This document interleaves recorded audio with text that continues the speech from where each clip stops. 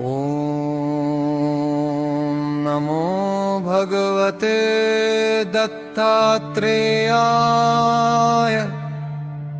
स्मरणमात्रसन्तुष्टाय महाभयनिवारणाय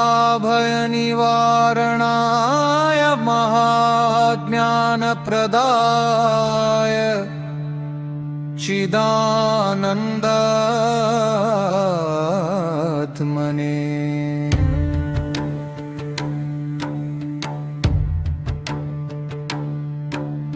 बालोन्मत्तपिशाचवेषाय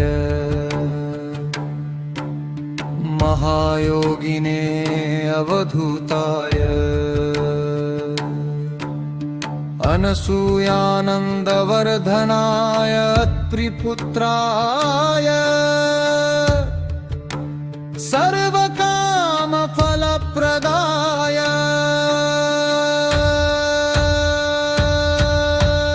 ॐ भवबन्धविमोचनाय सद्यसाधनाय सर्वविभूतिदाय क्रौमसाध्याकर्षणाय वाक्प्रदाय क्लीनजगत्त्रयवशीकरणाय सर्वमनः शोभनाय श्रीमहासम्पत्प्रदाय गलो भूमण्डलाधिपत्यप्रदाय द्राञ्चिरञ्जीविने वषट्शीकुरु वशीकुरु वौषट् आकर्षय आकर्षय हुं विद्वेषय विद्वेषय उच्चाटय उच्चाटय खिन्त्रस्तम्भय स्तम्भय खेच्यमानय मारय नमः सम्पन्नय सम्पन्नय स्वाहा पोषय पोषय